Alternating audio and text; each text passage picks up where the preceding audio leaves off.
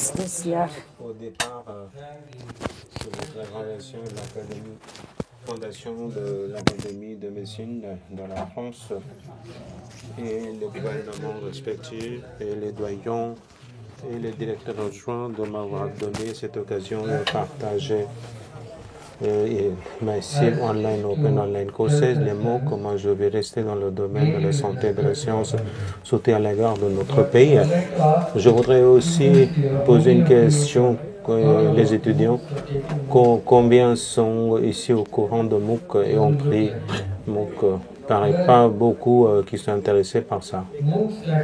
Les MOOC veut dire massive, qui comprend une grande population qui pourrait être enseignée à tout moment donné. Et c'est ouvert. Ouvert dans le sens que c'est ouvert à tout le monde. On n'a pas besoin d'avoir un diplôme basique pour faire un cours de base, donc c'est en ligne.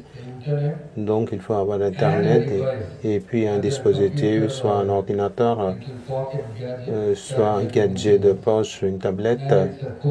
C'est un programme. La meilleure chose, n'importe qui de tout âge peut y entrer.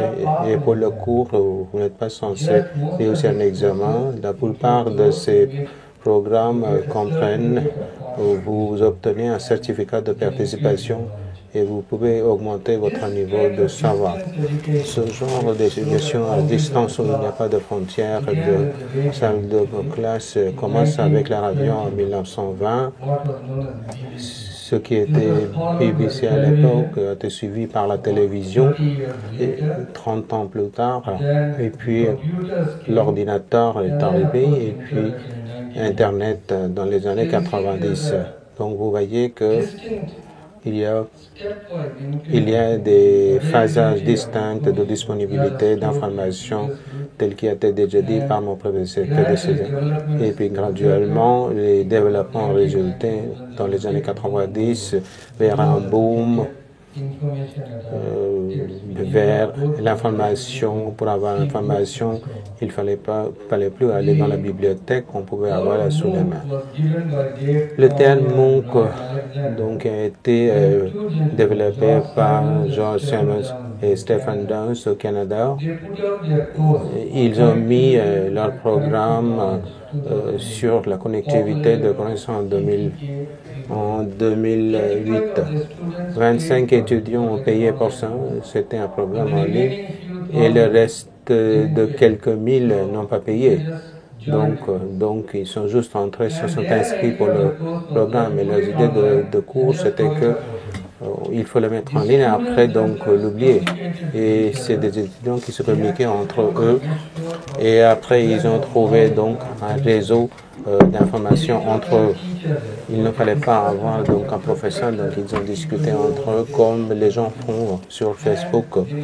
Et puis le savoir qui a été gagné a été assimilé graduellement.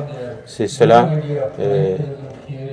qui a donné naissance au connectivisme de théorie de savoir.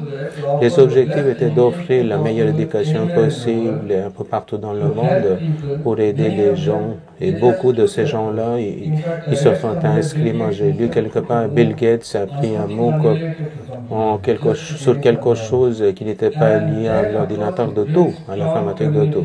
Ensuite, qui permet de forger des réseaux forts sur Internet.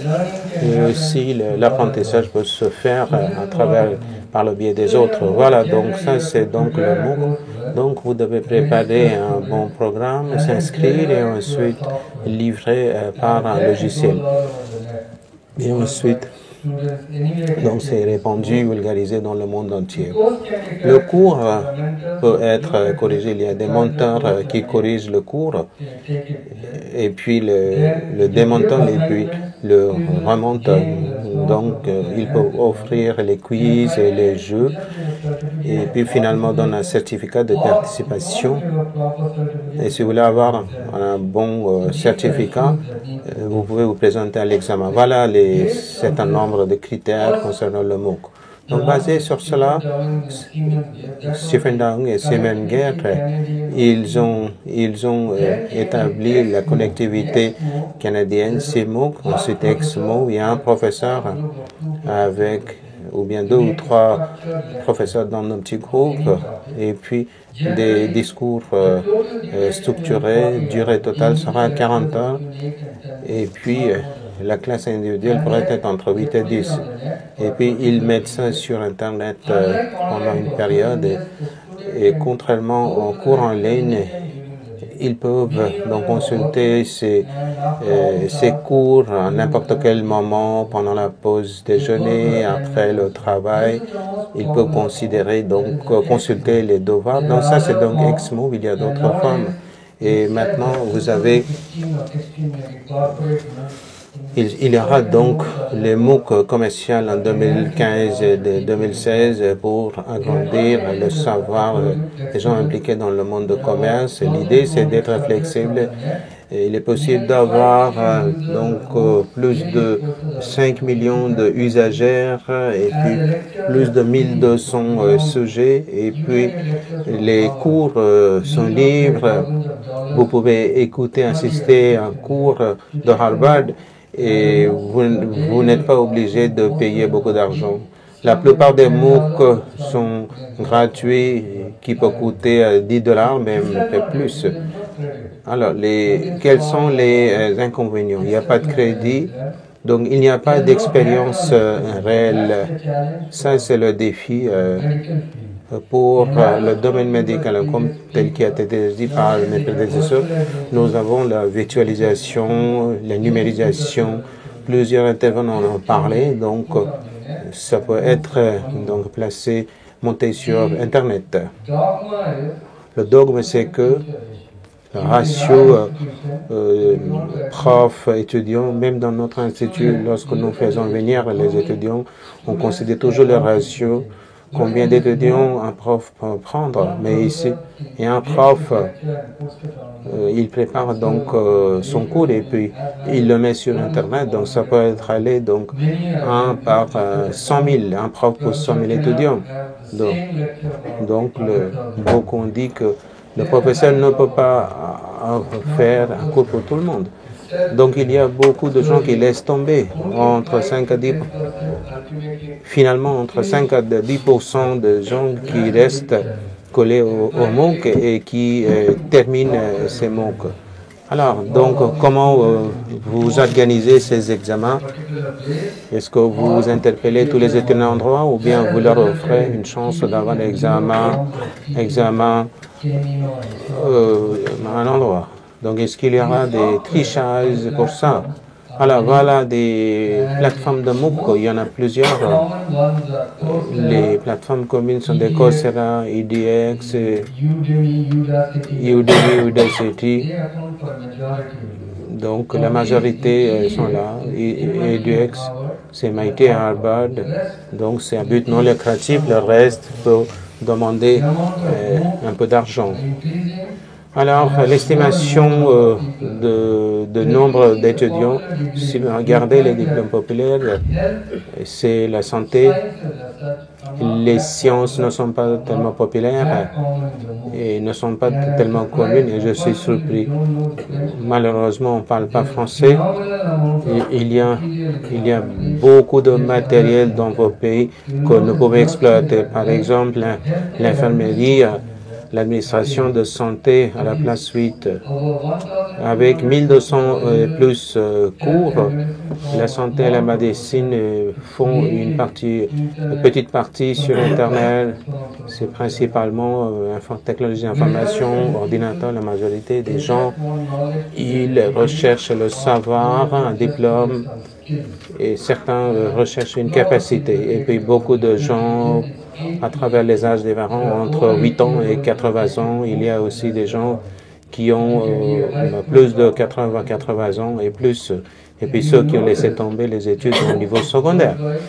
Alors les MOOC dans le monde, le nombre maximum de gens, c'est des États-Unis, ensuite l'Inde, Ça, c'est donc, elle a été étudiée dans plusieurs études, surtout les Indiens de l'Inde s'inscrivent pour les MOOC, c'est le deuxième chiffre le plus élevé.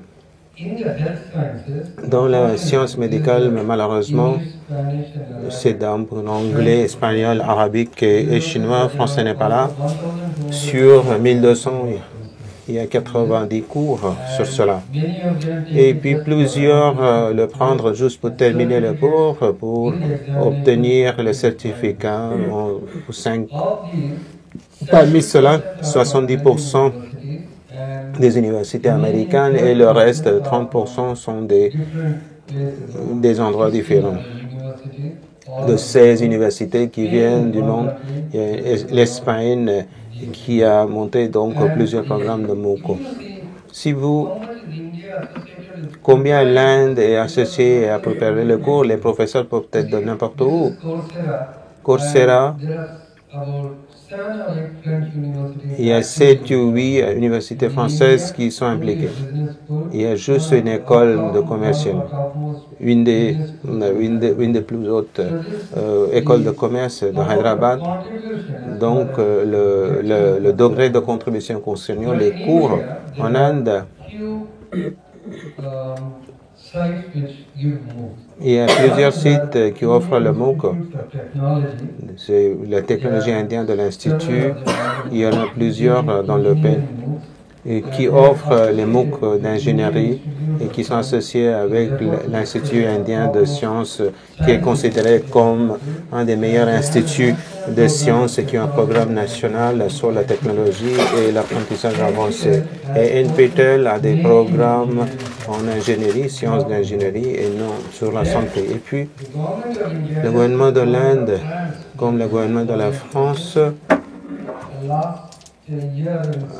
l'année dernière, au mois de septembre, ils ont lancé un portail qui s'appelle SWAM, ça veut dire donc auto-apprentissage autodirigé. Ça, c'est aussi un acronyme pour l'apprentissage. Il y a 3 cours, l'un de Princeton et 2 de IIT Bombay, l'université de Jawaharlal Nehru qui organise cela.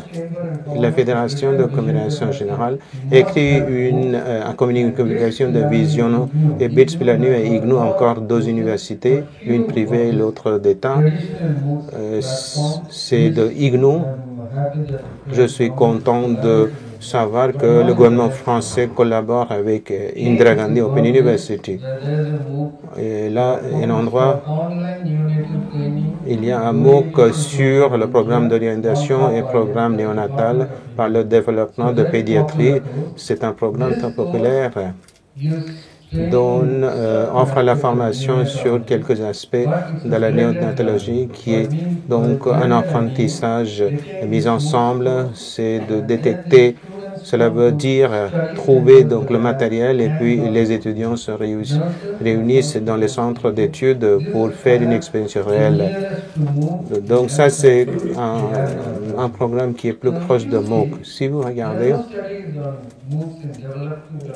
il n'y a pas d'études qui ont été faites sur les MOOC dans les pays en développement. Sur l'Égypte, pourtant, il y en a eu. La plupart des étudiants de licence se sont inscrits pour apprendre un peu plus sur la physiologie, l'anatomie et la santé, mais ils avaient un problème. La plupart de ces MOOC demandaient Internet, les usagers d'Internet. En Inde, c'est assez bleu, ça veut dire qu'il y a beaucoup d'usagers en Inde, mais le pourcentage de liens Internet et de possession d'ordinateurs, c'est assez faible. En Inde, c'est le deuxième, l'Inde possède la deuxième place et c'est grâce à notre population. Seulement 30% de notre population a accès aux ordinateurs et à Internet. Et de l'autre côté, la France, 80% de votre population est connectée. C'est pour ça que les MOOC, s'ils doivent développer, ça va se développer auprès de vous. Ensuite, vous devez avoir une vitesse d'Internet assez rapide. Donc, il faut avoir Internet à haut débit. En fait, la Corée du Sud est le plus Et le plus rapide, l'Inde, c'est la France 31. Et la moyenne mondiale, c'est 3,9 millibytes par seconde. Pour nous, c'est 2. Même si vous prenez 2 Mbps, contre 1 ou 5% qui peut l'obtenir pendant les heures de l'affluence. Tandis qu'en France, vous pouvez avoir 60%. Donc, c'est quelque chose qui décourage les étudiants. Ça prend 2/3 de temps pour télécharger quelque chose en Inde. Donc en Inde, on perd plus de temps à télécharger. En Égypte, manque de temps et le débit bas de Internet est une entrave pour les étudiants de médecine. Donc ce sont des données c'est assez similaire à celles que nous avons chez nous. Donc, il y a beaucoup de possibilités d'amélioration. Notre débit d'Internet s'est amélioré dans les 2-3 années passées, qui a doublé. C'est donc au débit, les câbles optiques de fibre donc ont été mis en place, mais il y a des terrains qui sont difficiles.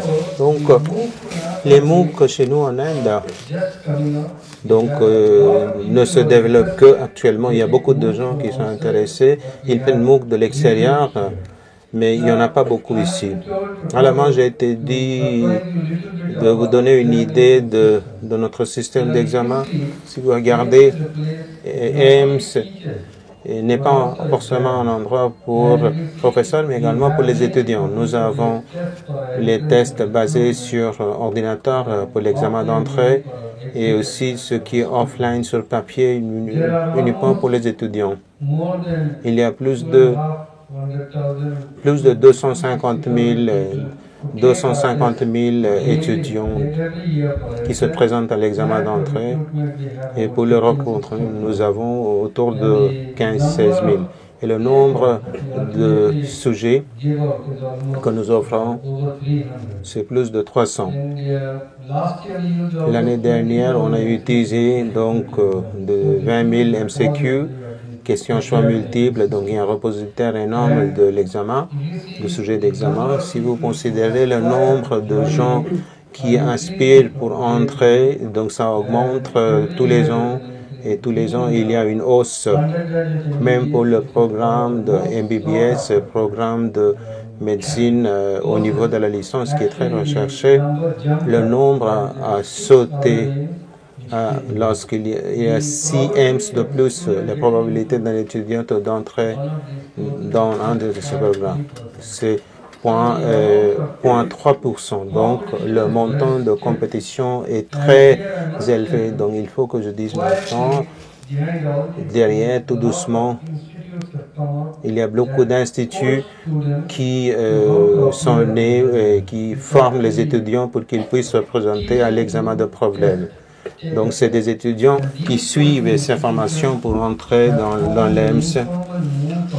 Et puis, ces institutions de coaching, d'enseignement privé, ils ont préparé leur propre blog et propre MOOC. L'année dernière, pour la première fois, on a eu le plus grand examen de MBBS en 2 temps et qui est basé sur l'ordinateur.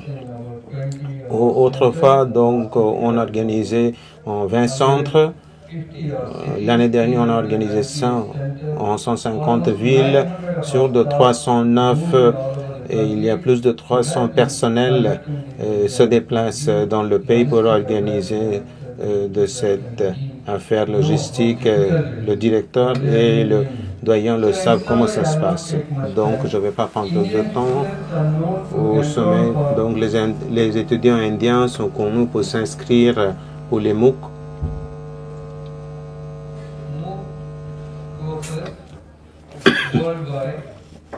Le processus de MOOC dans le monde, il y a un manque de MOOC sur l'éducation médicale dans le monde.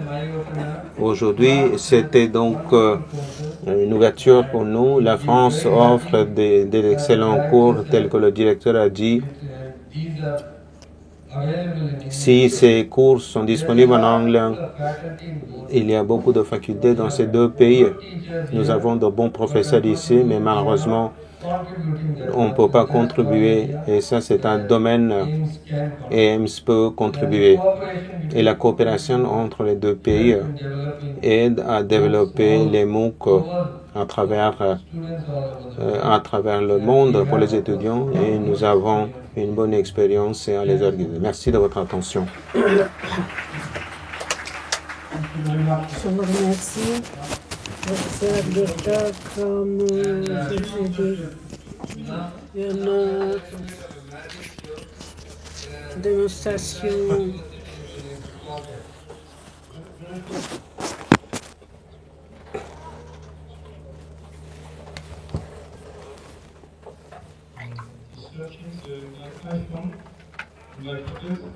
j'ai le smartphone, iPhone dans ma poche.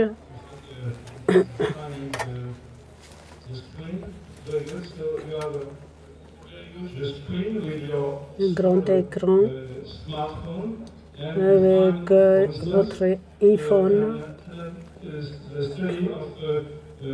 l'étude des maladies cardiologiques que m'ont enseigné, le sténosis, de belles images, organiser du point de vue de la pédagogie pour démontrer le cas en étude. Ce programme, vous avez la simulation vous avez un électrocardiogramme sur l'image, le système de mise en réseau, la simulation montrant l'organisation. Vous pouvez utiliser ce programme pour les MOOC internationaux. Vous pouvez rentrer beaucoup de chapitres. Si pour nos malades, par exemple, vous voulez maîtriser votre propre pression artérielle, vous pouvez le faire vous-même et ensuite envoyer les données à votre médecin et vous auriez les conseils. Donc, je vous remercie, c'est utile. C'est pas cher, c'est un outil merveilleux.